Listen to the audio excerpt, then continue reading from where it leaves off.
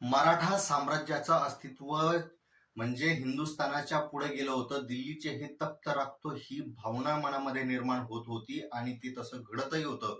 पण मराठा साम्राज्याला अचानक काहीतरी झालं. विशेष म्हणजे अंतर्गत जे भांडणं होते ते चव्हाट्यावर येऊ लागले आणि ह्याच अंतर्गत भांडणामुळे ज्या माणसानं हे सगळं उभं केलं त्या माणसाची म्हणजे छत्रपती शिवरायांची आज पुण्यतिथी आहे. त्यांना विनम्र अभिवादन. पण त्याच माणसाचं सगळं ह्या भाऊबंदकीमुळं विस्थापित झालं. त्यांनी कमवलेलं, त्यांनी उभारलेलं स्वराज्य मातीस मिळालं.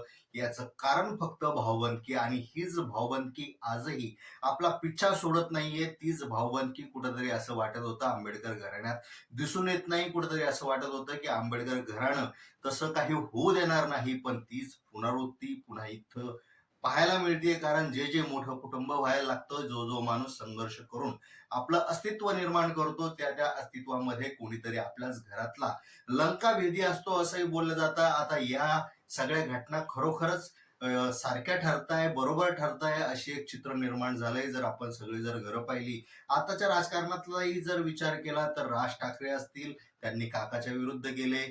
त्याच्यानंतर अजित पवार असतील, तेही काकाच्या विरुद्ध गेले. ज्यांनी घडवलं, ज्यांच्यामुळे मोठे झाले, ते विरोधात जाऊन भूमिका घेतात. असं असताना जर इतिहास जर छत्रपतींचा असेल तर ह्या गोष्टीला काय म्हणावं असा प्रश्न मनात येतो. लागलीच एक बातमी वाचली. ती बातमी म्हणजे अमरावती लोकसभा मतदारसंघातून आनंदराज आंबेडकर यांनी आता आपला उमेदवारीचा अर्ज भरलाय असं ऐकायला मिळालं आणि आनंद झाला की हे सगळं व्हायलाच पाहिजे. कारण लोकशाही आहे. लोकशाहीमध्ये प्रत्येकाला फॉर्म भरण्याचा, निवडणूक लढवण्याचा अधिकार आहे आणि तोच अधिकार आपण जपला पाहिजे. भलेही आपल्यामुळे दुसरा जो उमेदवार आहे किंवा आपल्याच समुदायाचा असेल किंवा आपल्याच विचारांचा जो उमेदवार आहे तो आपल्यामुळे पडू शकतो आणि आपणही पडू शकतो.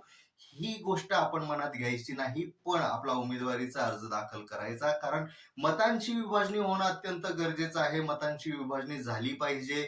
आपल्या आपल्यात वैर निर्माण झाले पाहिजे आणि जर ज्या शक्तीविरुद्ध आपल्याला लढायचं आहे, ज्या शक्तीविरुद्ध लोकशाही वाचवण्यासाठी लढायचं आहे असं आपण म्हणतो, त्याच्याच विरुद्ध जाऊन आपण एका ठिकाणी 10-10 उमेदवार उभे करायचे आणि जे मत एका ठिकाणी जाणार होते त्याला 10 ठिकाणी डिवाइड करायचं म्हणजे आपला उमेदवार निवडून येईल. आता आपला उमेदवार निवडून जर आला तर निश्चितच आपले प्रश्न सुटतील, पण आपले प्रश्न सुटले पाहिजे नाही. आपले काही ना काही प्रश्न राहिले पाहिजे. जनतेला एका नावाखाली, एका ब्रँड खाली झुकवता आलं पाहिजे. मी बाबासाहेबांचा नातू, मी बाबासाहेबांचा पंतू, मी बाबासाहेबांचा अमुक, मी बाबासाहेबांचा तमुक असं वापरून लोकांना भुलवायचं, लोकांच्या भावनेचा वापर करायचा. लोकही झुकेल तिकडे जातात. आजकाल रामदास आठवले यांच्या तिकिटासाठीही भांडणारे लोक दिसून येत आहे. जर असं चित्र असेल तर कायच म्हणावं असा प्रश्न पडतो. पण ठीक आहे, प्रत्येकाला अधिकार आहे पहिलं सांगितल्याप्रमाणे. पण जर अमरावतीचा जर विचार केला तर अमरावतीमध्ये बच्चू कडू असतील, अडसूळ असतील, राणा असतील, हे सगळे विभाजित होत असताना तिथं वंचितने एक चेहरा दिला. आता वंचितने एक चेहरा दिल्यानंतर कुठेतरी अपेक्षा लागली होती की ह्या 3 ठिकाणी मतांचं विभाजन होईल आणि त्याचा फायदा सरळ सरळ वंचित बहुजन आघाडीला मिळेल. म्हणजेच काय, वंचिताचा एक प्रतिनिधित्व तरुण मुलगी ही संसदेत जाईल, आपले प्रश्न मांडेल. पण अर्थातच आनंदरावांनी मोठा चांगला निर्णय घेतला. त्यांनी फॉर्म भरण्याचा तिथून निर्णय घेतल्यामुळे आता तिथून मतांची विभाजणी होणार नाही आणि जो उमेदवार जिंकून यायचा होता तो उमेदवार अर्थातच जिंकून येणार नाही. याची पूर्णपणे अशी शाश्वती दिली जाते की हे दोघंही निवडून येणार नाही असंही बोललं जात आहे. म्हणजे आनंदराज तर येणारच नाहीत. म्हणजे त्यांच्या किती लोकांनी बातम्या लावल्या हेही आपल्याला माहिती आहे.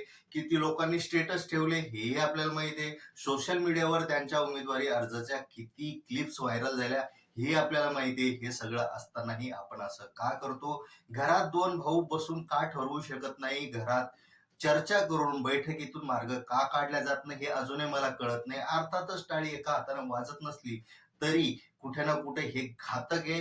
दोघांच्याही चुका असू शकतात, पण यामागे जी भूमिका घेतली जाते ती अत्यंत चुकीची आहे. जिथून ताकद आहे तिथून अवश्य लढवा, जिंका आणि प्रतिनिधित्व करा आपल्या समाजाचं, आपल्या वंचित समुदायाचं, आपल्या प्रश्नांचं.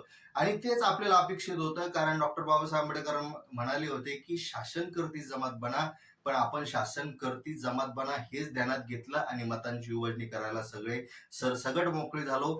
ही जो अहंकार आहे, हा जो भावबंदकीचा तिढा आहे, हाच एक दिवस समाजाला नेस्तनाबूत करणार आहे, समाजाला खाली टाकणार आहे आणि ज्या शक्तीविरुद्ध लढायचंय त्या शक्तीचे पुन्हा गुलाम होणार आहे का, असाही प्रश्न मनामध्ये पडतो. जर हीच अवस्था आपल्या आदर्श घरांमध्ये असेल तर आम्ही कोणता आदर्श घ्यायचा, असा प्रश्नही सर्वसामान्य दलित, वंचित समुदायाला, आदिवासी समुदायाला पडतो. जर आमच्या आदर्श लोकांच्या घरातच असे तिढे आहेत, एकमेकांच्या विरुद्ध एकमेक लढताय आणि दुसऱ्यांचा फायदा करून देताय, ही जर भूमिका जर असेल तर आम्ही आमची शक्ती कुठून आणायची आणि आम्ही कसा प्रतिकार करायचा ह्या लोकांनी सांगावं, अशी एक जनभावना लोकांच्या मनामध्ये निर्माण झालीये. आपल्याला याबद्दल काय वाटतं कमेंटमध्ये नक्की सांगा.